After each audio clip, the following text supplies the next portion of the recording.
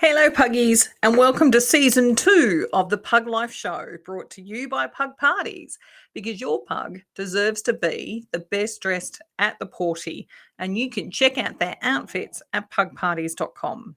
I'm your host, Donna, and with me are my Puggy co-hosts, Rosie and Kenji.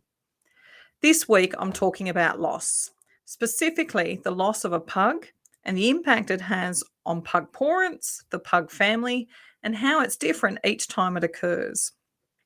With the recent passing of my third pug, Charles, I realised that our grief journey was very different to that of his brother Winston and my first pug, Louis. Andrew and I have felt the impact that their passing has had on our lives, but it wasn't until we lost Charles that I realised just how different our grieving processes were with each puggy. But before we dive into my revelations, I want to remind you to subscribe to our newsletter in the show notes so you get advance notice of our next episode and much, much more.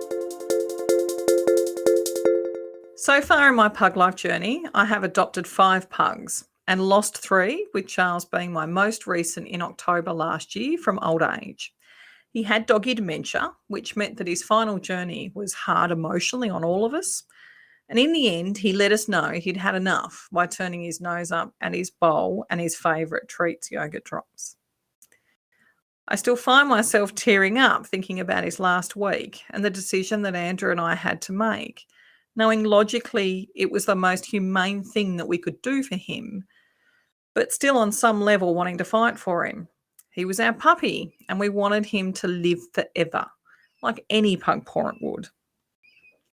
As a proud Pug Pawrent, I unashamedly own the fact that my pugs are my fur children. Therefore, I mourn for them like I mourn the loss of a human in my life, because my pugs have as profound an impact on my life as a human would. How could they not, since they've loved me unconditionally through all of my highs and lows without judgment? I cry, I keep their ashes in a special wooden box crafted by my father in our lounge room, so they're close to us. And I commemorate their passing every year, which strangely all occurred in January until Charles's passing late last year. Andrew and I had come to refer to January as Dead Pug Month because we lost Louis, aka Fat Dog, on the 29th of January, and almost 10 years later to the day, we lost Winston on the 28th of January. A little freaky, I know. With all 3 of our boys, we experienced very different grieving processes. And I think in part it's because of how they passed, and that for Louis and Winston, the fact that we couldn't be with them when they did pass really made it difficult for us to reconcile the myriad of emotions we experienced in the days, weeks, and months afterwards. Louis passed away when he was staying with Andrew's mum whilst we were moving interstate, which was just horrible for her as much as it was for us. But realistically, Fat Dog is 14. He'd lived longer than the vet had predicted, and we like to think that he chose that day because he was happy with the life he had with us, and he knew that Nanny was there for him. We felt so many emotions when we received the call from Andrew's mother. Horrified that she'd had to deal with something that we hadn't planned for or expected, since he was doing so well and showed no signs of stopping anytime soon. Profoundly guilty, and I think on some level disappointment that we weren't there with him to hold and comfort him as he slipped away, so he knew that we loved him right up until the last second before he zoomed over the Rainbow Bridge. And for me especially, since Louis was my first pug love and more my puggy than Andrew's, a sense that a part of my heart had just zoomed off with him.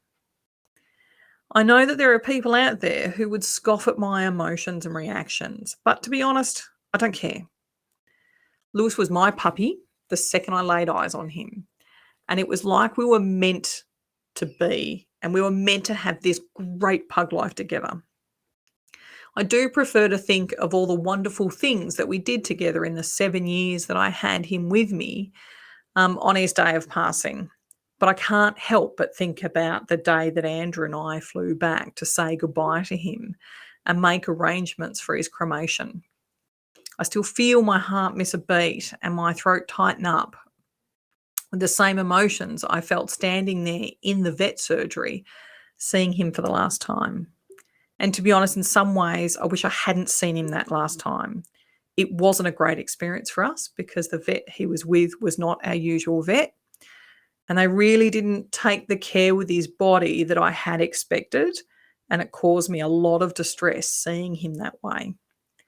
Thankfully, we've not had a repeat of that since, but we also refuse to use that vet based on that experience.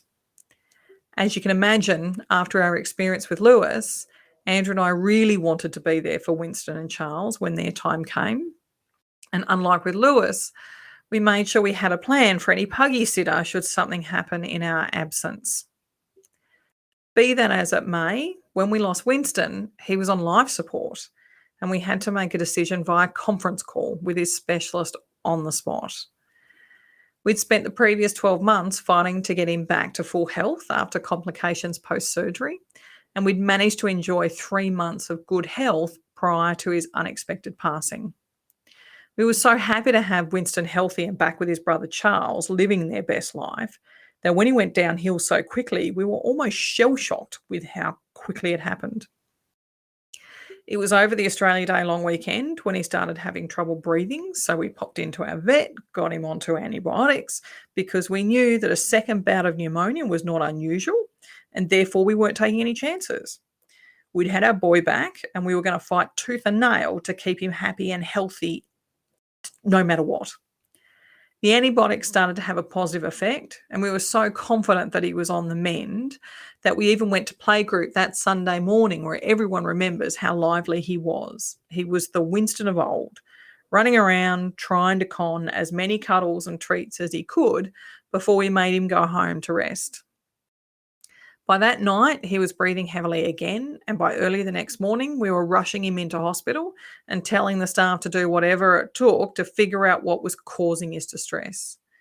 It was a really long day of waiting to see if their administrations were doing the job. Then early Tuesday morning, we get a phone call to say that he'd been put onto life support and that he'd suffered a total collapse of his trachea.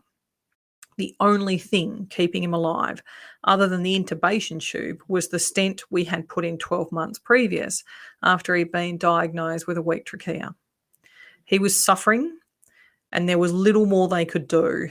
We needed to make a decision right now, and they couldn't wait for us to get to the hospital to be with him in his final moments because he was suffering. The thought of Winston's suffering made the decision easier, but it still felt incredibly hard. Unlike our experience with Louis, by the time we arrived at the hospital to say our goodbyes, the staff had removed all of the medical equipment from his body and arranged him in a manner that made him look like he was sleeping off a busy morning of snuffling around the garden with his brother. Andrew and I still broke down, and we still spent a long time stroking his back and his paws like he liked. And we let Charles walk around him and lay next to him for the last time. We thought it was important that Charles be there with us so he could say goodbye to his brother and hopefully understand that his brother just wasn't coming home this time. For me, it took a couple of days for the shock and pain of Winston's passing to subside and the guilt to emerge. Did we wait too long to take him to the hospital? Should we have gone to the specialist instead of our vet when he started breathing heavily the first time? Did I show him enough love? Did he think I loved him enough? And the questions go on and on and on. And in some ways, even though I know logically from the specialist that we did everything we could have in those last few days, I still struggle with that pug mum guilt on some level when I think about Winston on his day of passing. Hey Puggies, we'll be right back after this short message. If you haven't already subscribed to our newsletter, then please click on the link in our show notes so you get advance notice of our next episode. And don't forget to join our Facebook group, Living the Pug Life, so you can be the crazy pug lady you've always wanted to be with other like-minded crazy pug ladies.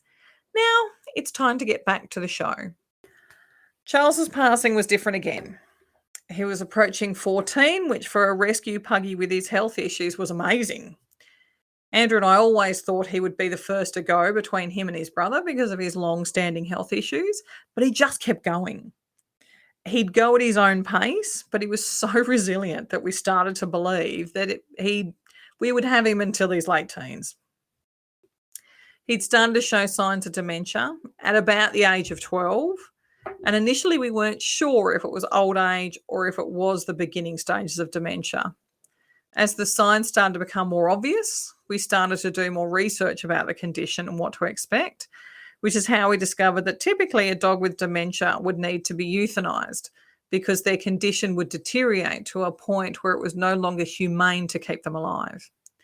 I won't lie, I silently prayed for Charles to die a natural death on his own terms, in his bed with his family around him, and him being present enough to know that he could go because it was his time and that he was loved until the day he died. In Charles's own way, he did kind of die on his own terms because he just stopped eating. The last 2 weeks prior to his passing were hard on all of us. Charles's decline, which had been incremental until about 4 weeks prior, and then in the last 2 weeks, it was almost daily drops in comprehension and significant increases in fear responses. He'd bit Rosie and Kenji when they got too close to me. He would get lost or stuck under something in the middle of the night, which then caused him to panic and wake us up. So we'd have to go looking for him and save him. And he'd stare into the corner of a room for hours if we didn't find him quickly enough, which was tough on his legs and back, which were not very strong in his old age. But he still recognised Andrew and I, and he loved to go for his morning walk in the Puggie buggy. Andrew and I agonised over Charles's failing health in those last 2 weeks. But when we realised that Rosie and Kenji were sneaking Charles's food when we weren't watching in the last few days, that was when we realised that Charles was trying to tell us something and that it was time to talk to the vet. I reflect now on the differences between the decision we had to make for Winston and the decision we had to make for Charles, and I can honestly say that I'm not sure which decision was easier or harder. Both were kind of taken out of our hands by the situation at the time, and both times we didn't want to make the decision, although we knew that it wasn't about us, but about quality of life and the prevention of unnecessary suffering. But they're my puppies. They were my boys, my fur children. Andrew and I were so grateful that we got to be there for Charles. And I think he knew we were giving him what he wanted in the end, and that he was lucid enough to recognise that we were there with him right up until he zoomed over the Rainbow Bridge to be with his brothers Winston and Louis. Being with Charles until the end definitely helped me grieve for him the way that I wanted to remember him. Serene and comfortable until the end, with the feeling of Andrew's hand cupping his face and me holding his paw until his last breath. Yes, I still ask myself if I loved him enough throughout his life, and did he know that I loved him? But I am thankful that we could be there with him, holding him and supporting him until the end. I think that it's the least I can do for everything he gave me over almost 12 years. All of our boys, as I mentioned before, are interned in the wooden box my father crafted for me after Louis passed. And I look at it often when I'm thinking about one or all of them. I do enjoy talking to people about all 3 of them now, their personalities and their hijinks. It no longer brings overwhelming waves of sadness or guilt, which I'm really happy about because I want to remember them as they were and not how I felt after they had passed. They deserve more. I'm not sure what the future will hold for me with Rosie and Kenji, but I do hope for an ending that is on their terms. I hope that Andrew and I will be there with them, supporting them until they're ready to zoom over the Rainbow Bridge to join their brothers and friends who have gone before them. Now, I'd love to hear from you.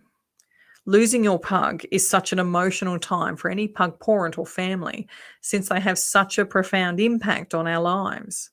If you'd like to share your stories about your puggies past or present, we'd love to hear from you over in our Facebook group, Living the Pug Life. You can leave a comment in the podcast post or start a whole new conversation. I think you'll find many Pug Pawrents who have similar experiences who'd love to share them too. Thank you very much for listening to this week's episode of the Pug Life Show.